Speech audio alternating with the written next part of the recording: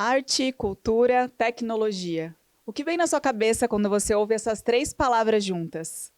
Começa agora mais um Multiversos, o programa de arte e cultura da PUC Paraná, em parceria com a TV Evangelizar.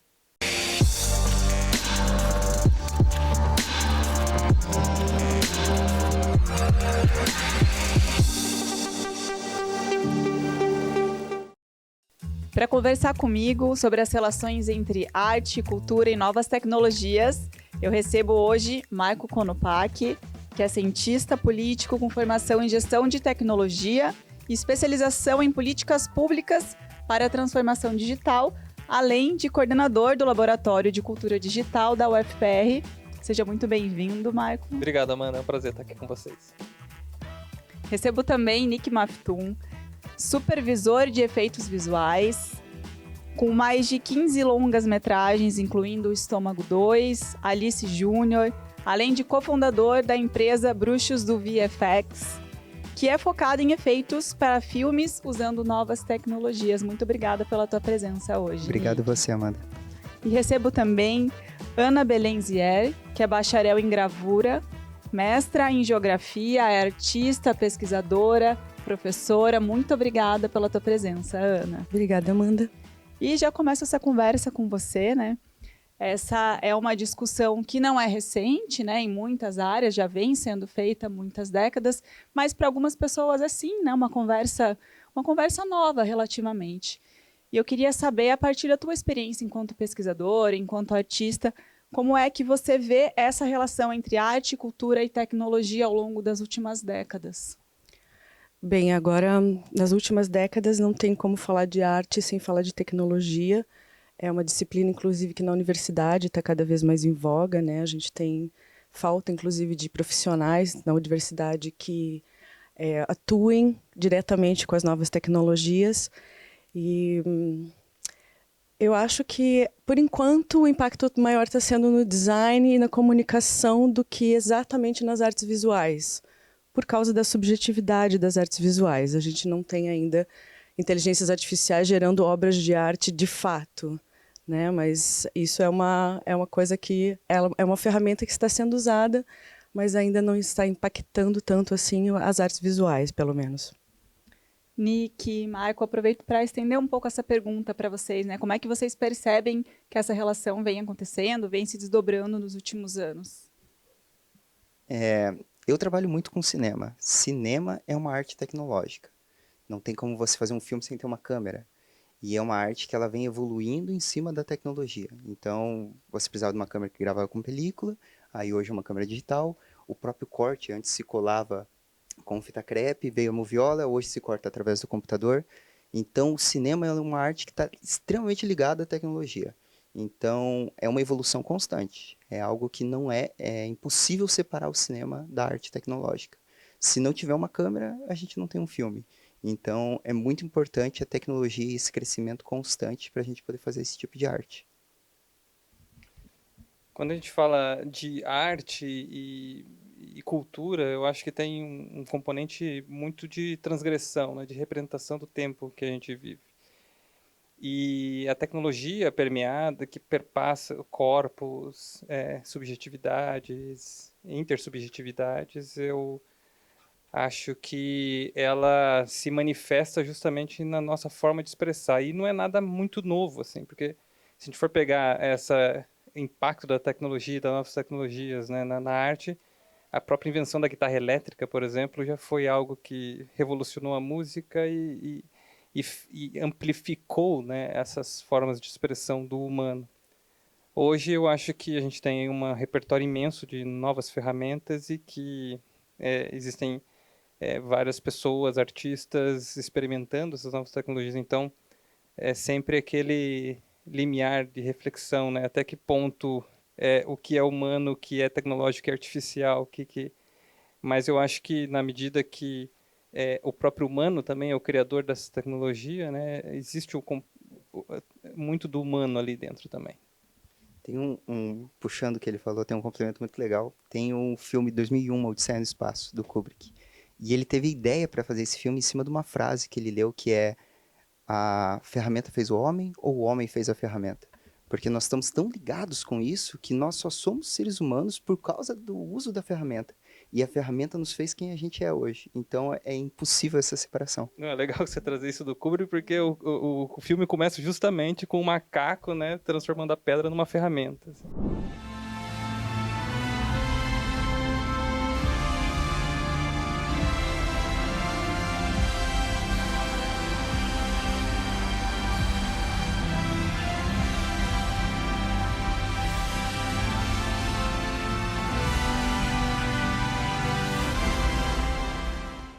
No âmbito das artes visuais, por exemplo, eu sou catedrática de gravura. A gravura é um processo tecnológico desde sempre, né? Da estilogravura, lá em 1400, gravura em metal. E a tecnologia vai acabar com a pintura, discussões como essa. E nenhuma dessas tecnologias, na verdade, acabou com nenhum ramo da arte, né? Na verdade, todas elas foram incorporadas e viraram ferramentas. Marco, aproveito para te perguntar, vocês estão ali na UFPR, uma parceria com o Ministério da Cultura, né, com o Laboratório de Cultura Digital. Explica para a gente como é que ele funciona, como é que surge o laboratório, né, e como é que ele funciona. O laboratório está na sua terceira edição, né? A primeira foi em 2013 e ele se pretende ser justamente um espaço de experimentação para a cultura digital brasileira. A cultura digital, esse termo, né, ele não é novo também, ele já vem de bastante tempo, mas foi na época do ministro Gilberto Gil e depois do Juca Ferreira que ele se consolidou em termos de políticas públicas no Brasil. Existia um programa muito interessante que chamava Pontos de Cultura, o programa Cultura Viva, né, que implantou os pontos de cultura e os pontões de cultura no Brasil, e sempre se pensou o componente do digital como uma ferramenta para a preservação da memória, para novas formas de expressão, justamente estimulando, né, o que o Gil falava de fazendo o doing antropológico, né, colocando essas diferentes linguagens, diferentes ferramentas à disposição da cultura popular, da cultura ancestral. E na Federal, o que a gente fez foi justamente criar um espaço de experimentação para conseguir documentar tudo isso, para organizar também os fazedores de cultura e de cultura digital em torno dessa temática. E vocês trabalham com qual público especificamente? Com a rede, especialmente com a rede de cultura digital, que são esses fazedores de cultura nas periferias, em organizações de cultura, artistas das artes visuais e de várias linguagens. Muito legal, muito legal. Essa iniciativa é necessária mesmo, né? Para cada vez mais democratizar esse acesso e conseguir construir esses diálogos, né? Nick, te pergunto, o que é o VFX ou os efeitos visuais, para quem ainda não conhece, não é familiarizado, né, com esses termos? Perfeito. O VFX, ele é um termo novo, que vem de Visual Effects, que é efeitos visuais, mas ele é uma modernização de algo que existe desde o começo do cinema. O pai dos efeitos visuais é Georges Méliès. Georges Méliès fazia os efeitos especiais, que a gente chama, que seriam cenários, seriam explosões, seriam tudo que é feito manualmente, artesanalmente, na prática. O efeito visual é a evolução disso para levar esses efeitos para o computador, através da computação gráfica, através de recursos digitais. Então, os efeitos visuais é a mesma coisa que os efeitos práticos, os efeitos especiais, porém, ele é uma evolução disso para trazer isso mais tecnológico, para que se torne mais possível fazer coisas que são custosas, caras ou impossíveis. Muito interessante, né? E aí, na prática, como é que... Explica um pouco, né? Como é que funciona o teu trabalho? Está ali em um dos filmes que você está trabalhando? Conta um pouquinho dessa produção mesmo, na prática, assim. Dentro dos efeitos visuais, ele é uma indústria, porque ele envolve geralmente de 30% a 40% de um orçamento de uma produção de um longa, e ele contrata de 5 a 100 pessoas, ou lá fora, 400 pessoas, depende do tamanho do estúdio. E é uma área que ela tem muitas divisões, muitos empregos diferentes, muitas funções diferentes dentro dos efeitos visuais. Existe, por exemplo, uma pessoa que faz rotoscopia, que é um recorte de personagens, de objetos. Existe uma pessoa que faz composição, que é a mesclagem desses elementos. Quando a gente pega um filme para fazer pós-produção, a gente divide em vários processos e contrata vários profissionais para poder realizar essa função. Tem quem vai no set, que faz a supervisão disso, então ele analisa o que está sendo filmado para saber se vai conseguir fazer aquilo lá na pós. Tem a pessoa que vai modelar, construir aquele objeto virtual para poder inserir aquilo na cena. Legal, muita gente envolvida bastante. nessa produção, né? O Multiversos vai para um rápido intervalo e volta já.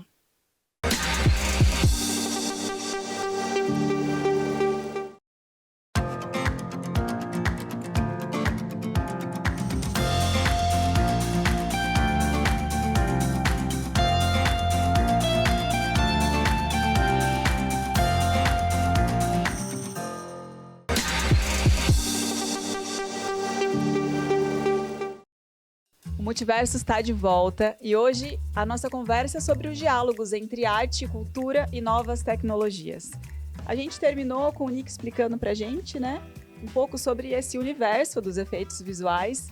E eu te pergunto, Michael, como é que você percebe que isso se relaciona de alguma forma com a cultura digital? É muito interessante o que o Nick fala e assim, eu, admiro muito o trabalho dele, mas eu imagino que quando ele era um pouco mais jovem, talvez ele não tivesse muito concreto de como ele seria esse profissional que ele é hoje. Então, a cultura digital, ela acaba sendo esse intermédio de sociabilização sobre o novo, principalmente para jovens, né, adolescentes, que muitas vezes não têm ali meios para experimentar certas situações ou ferramentas. E aí, até falando com a Ana, né, a Ana citou a questão das artes visuais. Como hoje todo mundo tem um celular ou alguma ferramenta na mão, talvez a cultura digital ela entra justamente nessa ponte, né, de conexão entre as experimentações e o mundo profissional, ou novas linguagens, ou novas formas de expressão.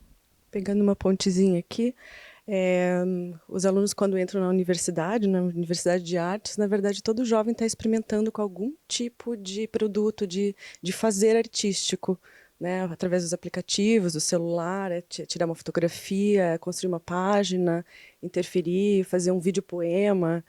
Então, na verdade, toda a juventude que nasceu nessa nova era já experimenta algum fazer artístico.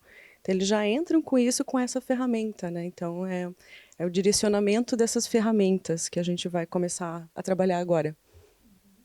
Legal você falar isso, porque a minha próxima pergunta justamente era essa, né? Como é que vocês percebem que essas novas tecnologias, não digo tecnologia, porque é o que a gente já falou, né? Isso vem com a gente desde que o mundo é mundo, mas como essas novas tecnologias têm transformado um pouco o fazer artístico. É engraçado que muitos nunca tiraram fotografia com uma câmera fotográfica, né? Só com a câmera fotográfica do celular. Então, a gente tem que dar uns passinhos para trás e mostrar uma tecnologia como a câmera fotográfica, por exemplo, digital mesmo, né? Ou programas de computador.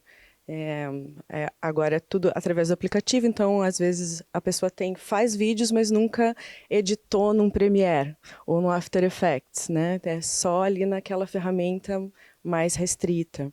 Então a gente vai apresentando coisas anteriores, ferramentas que deram origem a essas ferramentas que eles trabalham naturalmente hoje em dia, né? O desenho, a escrita, né? O teclado hoje em dia domina a escrita completamente. Então, às vezes, eles têm prática de desenho num tablet, mas o grafite é completamente diferente, né? Tem um complemento que eu queria fazer, puxando uma coisa que você fez, que é trazer esse centro cultural também, que é muito legal, e puxando o que você falou sobre a experimentação, é que a arte nasce em cima da experimentação, né? Por exemplo, no meu caso, o efeito visual, a gente tem um efeito chamado Stop Trick, que basicamente o Stop Trick, ele estava Thomas Edison gravando com uma câmera, e aí a câmera travou. E daí, de repente, ele deu uns tapas na câmera e a câmera voltou a rodar, ele começou a rodar a manivela. Quando ele foi assistir, a pessoa que estava passando se substituiu por um carro, num corte seco, num corte natural. E na hora ele falou, tem uma coisa aqui, eu posso contar histórias em cima disso. Toda a jornada de Georges Méliès veio desse efeito, que era um erro da câmera. Hoje as pessoas fazem isso com transição do TikTok. O Stop Trick é transição do TikTok, a pessoa passa a mão, o rosto está maquiado. E é uma coisa que nasceu lá atrás, mas toda a arte vem dessa experimentação. E gerar possibilidade da pessoa conseguir experimentar, testar, porque às vezes ela entra no mercado de trabalho, ela não consegue testar e às vezes ela não consegue gerar a própria arte dela. Então é uma coisa muito legal. Você falou dos memes, né, de algumas coisas que vão reverberando também na internet, né? A gente teve recentemente o caso da propaganda de uma marca de carro, né, que usou a imagem da Elis Regina cantando ao lado da filha. Isso gerou uma certa polêmica nas redes sociais, né? Como é que vocês percebem isso? Você me pergunta pela minha paixão. Digo que estou encantada com uma nova invenção. Eu sei de tudo na ferida viva do meu coração. Quem quer falar Polêmica. Comprometer. Eu vou falar do ponto de vista pessoal. Perfeito. Eu gostei e achei... Eu chorei com a propaganda e tudo isso. Mas, assim, eu sei que teve a polêmica, especialmente por conta de você estar, talvez, exacerbando o uso, né, de uma tecnologia que está à disposição, mas ainda mais a Maria Rita participando desse evento, né, e, enfim, ela que talvez fosse a pessoa mais afetada, né, por aquilo, gostou e participou e tal. Não sei se dá para só se resumir a um ganho publicitário e tal. Eu acho que também teve um componente emocional e tal. E aí tem toda aquela polêmica, debate, né, que será que algum dia a gente vai conseguir criar uma inteligência artificial que a gente consiga reproduzir a alma, o senso das pessoas, manter as pessoas eternas, né, a partir do que elas foram. Então, enfim, é algo que a gente ainda vai ver. Talvez a gente ainda vá debater muito. Eu acho que é uma área cinza e depende, porque uma coisa é você que gerou todo o material e o seu material ser utilizado foi algo que você aceitou gerar, foi algo que você aceitou fazer. Gerar um material novo sempre entra naquela área. Será que ela participaria? E daí quando a gente fala, era um comercial, uma publicidade. Será que ela faria uma publicidade para a Volkswagen? Será que ela teria interesse? Será que para ela isso seria certo ou não? Aí entra nessas áreas cinzas. É uma coisa muito complicada porque o direito daquela pessoa não está mais entre nós. Qualquer ferramenta, ela pode ser usada eticamente de várias maneiras. Então, assim, é só mais uma nova ferramenta. Como a gente vai regulamentar esses usos? Como a gente vai fazer uso dessa ferramenta, né? Para uma pessoa que consegue conceder o direito, é uma coisa mais fácil agora. Uma pessoa que já não está mais aqui ou que é incapaz de conceder o direito da imagem, aí já complica um pouco. Eu acho que se tem uma crítica que é importante se fazer é justamente a questão do significado daquela obra e a ressignificação a partir de uma peça que visa explorar o lucro. Assim. Então, porque ela canta como nossos pais, né? E na verdade subverte o sentido original da música a partir eu acho que essa é a grande crítica que se pode colocar, assim. Agora, a questão da reprodução da Maria Rita, talvez se a Maria Rita pensasse um clipe com eles exaltando a obra dela, usando, talvez isso não tivesse sido tão impactante, né? A gente falou um pouquinho, então, sobre as reverberações, os impactos dessas novas tecnologias no fazer artístico, dentro das universidades também, né, na educação. E eu pergunto para vocês agora como vocês percebem isso estando a gente no sul global, né? Se essa discussão vai ter uma característica específica, por a gente estar falando aqui do Brasil, falando da América Latina, falando de um outro lugar, né? Eu acho que o impacto é imenso, porque se você pega o mapa hoje dos países com o maior número de patentes relacionados a modelos de inteligência artificial, você vai ver que eles estão todos concentrados nos Estados Unidos e na China. Você tem ali uma coisa ou outra, talvez na Austrália.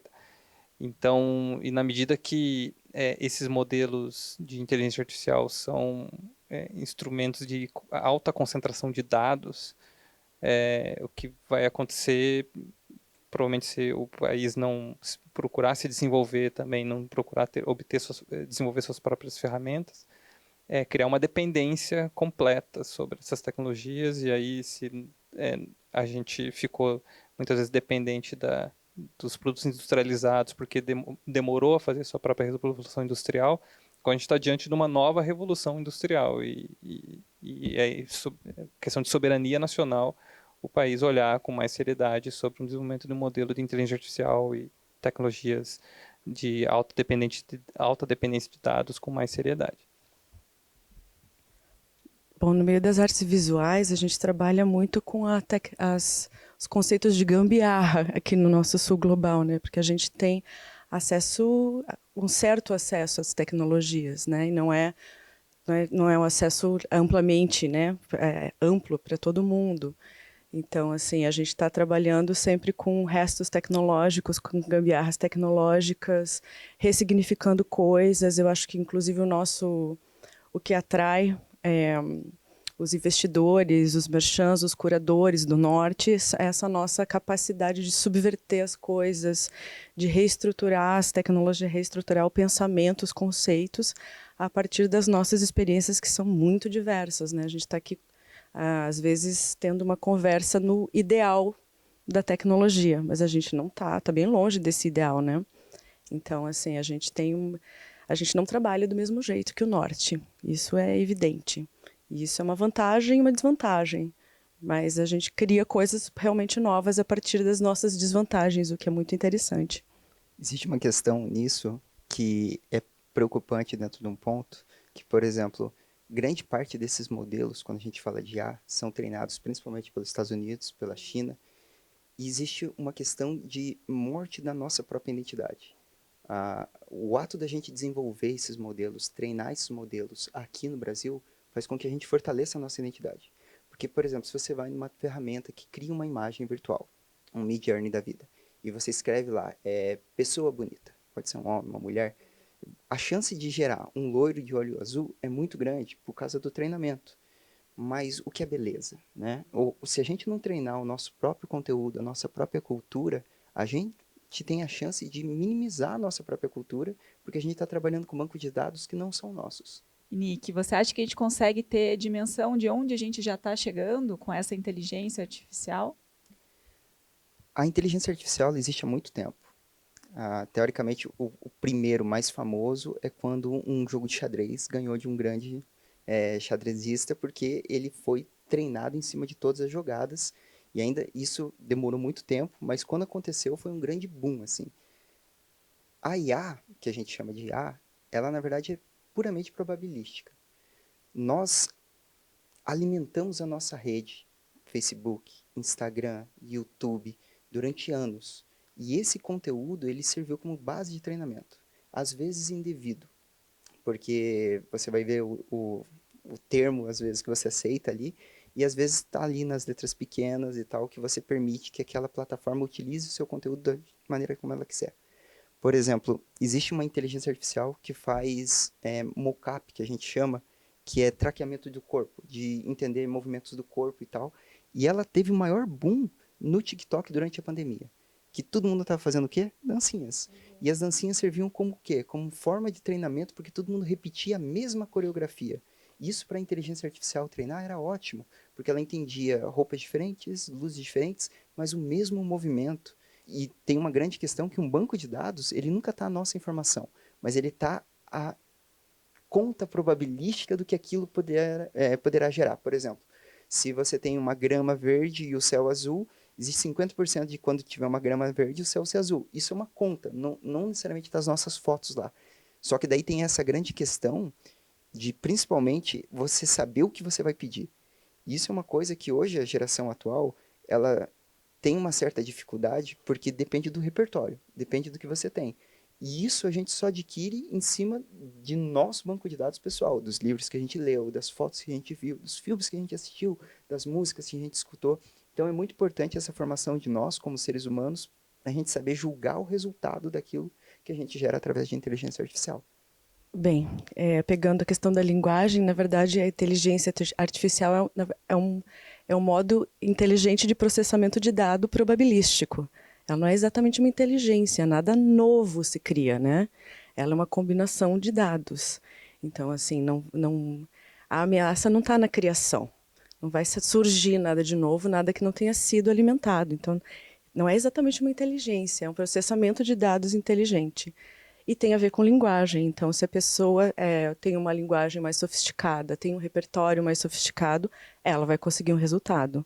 Né? Se você tiver um grande treinamento de uso de ferramenta, mas não tiver linguagem, não tiver uma educação formal, inclusive, para conseguir essa linguagem, você não vai ter um bom resultado.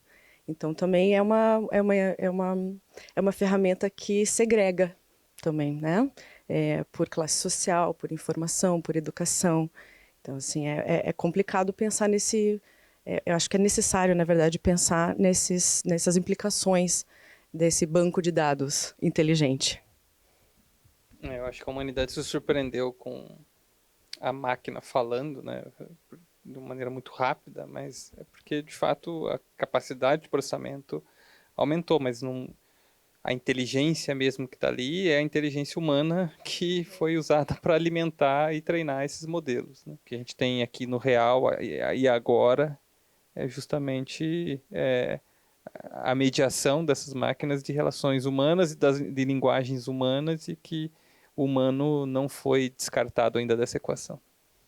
Tem uma coisa muito interessante, puxando, que vocês falaram, que o artista, quando ele vai evoluindo, ele busca controle. Ele busca colocar exatamente aquilo que ele quer, do jeito que ele quer, principalmente no cinema. Por exemplo, para o diretor, é importante, às vezes, ele enquadra uma câmera e ele fala, eu vou 10 centímetros para o lado. Vou descer ela um pouquinho, porque é importante para transmitir aquele sentimento. Na IA, a gente não tem esse controle. Se a gente pedir uma imagem e falar, eu quero 10 centímetros para baixo, vai gerar uma imagem completamente diferente. Usar a inteligência artificial como uma ferramenta e não como um resultado final, faz com que a gente tenha controle sobre o que a gente cria, sobre o que a gente forma. E uma coisa muito importante de falar é que quando a gente constrói esses papéis, sendo o ChatGPT, sendo o Midjourney, maior parte desses códigos nasceram em faculdades, nasceram como TCC. Os códigos muitas vezes não eram abertos, se tornaram abertos quando uma empresa comprou eles, mas eles vieram em cima de experimentação, em cima de testes. Então ainda está esse lado da pessoa construir. Grande parte da tecnologia que a gente não tem acesso está sendo desenvolvida em faculdades. Então é muito importante saber que está sendo desenvolvido por pessoas, e essas pessoas estão treinando esses códigos, e está sendo desenvolvido principalmente por estudantes, só que o artista quer ter o controle. Então a gente ainda não chegou no ponto da gente ter 100% do controle. Tanto que as respostas para pessoas mais velhas se tornam melhores quando se escreve no ChatGPT, porque ele tem o controle, ele vai fazer a pergunta, ele vai achar o que ele quer da resposta, porque ele sabe a resposta que ele está procurando. Diferente de alguém fazer uma pergunta simplesmente genérica e esperar um resultado genérico. Bom, essa é uma conversa que a gente poderia passar o dia inteiro aqui falando e desdobrando, e é uma conversa importante também, muito atual, mas hoje a gente vai precisar encerrar. Ana, eu agradeço muito a tua presença. Nick, obrigada. Marco, igualmente, muito obrigada por estar aqui hoje. Você que acompanhou a gente, também agradeço a tua presença e até o próximo Multiversos.